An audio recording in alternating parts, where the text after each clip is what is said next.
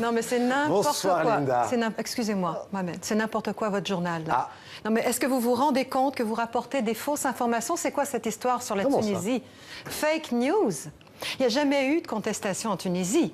Ils veulent nous le faire croire pour provoquer une nouvelle révolution. C'est un scénario qui a été mis en scène par un État étranger. Et vous, Mohamed, vous répétez bêtement un communiqué officiel sans même avoir vérifié vos sources. Vous vous rendez compte, là, que vous êtes en train de relayer une propagande mensongère pour servir les intérêts d'un système? C'est exactement comme cette étude sortie en début de semaine sur le complotisme en France. Comme quoi, près de 80% des Français adhéreraient à au moins une thèse complotiste. N'importe quoi. D'après cette étude, 1 Français sur 10 pense que la Terre est plate au lieu d'être ronde.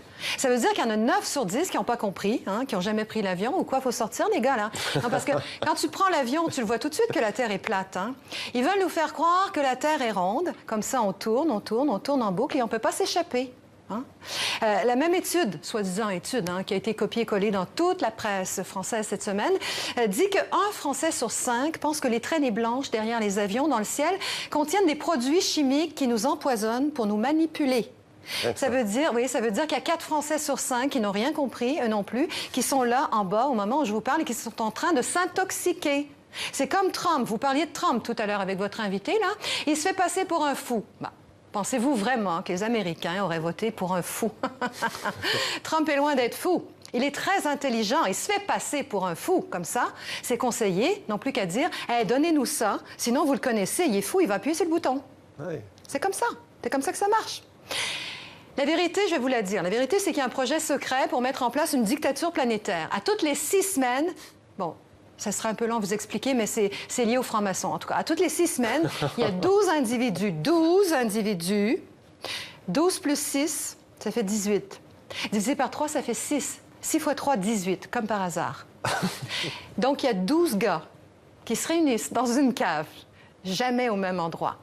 Ils se cachent dans l'ombre pour dissimuler leur balafre, comme le chanteur Seal. Il dit que c'est un lupus. Bullshit.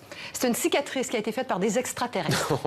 Mais tu sais, les gens aiment ça, croire aux théories officielles. C'est cadré, ça rassure, puis avec Internet maintenant, tu peux dire n'importe quoi, tout le monde gobe, surtout les jeunes.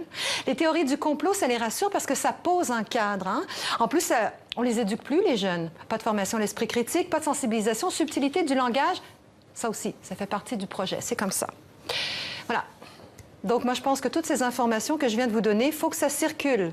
Donc, n'hésitez pas à faire partager cette chronique sur Facebook, sur Twitter, sur Google et tout, là. Parce que faut que les gens soient au courant, parce que les médias censurent. C'était l'humeur de Linda.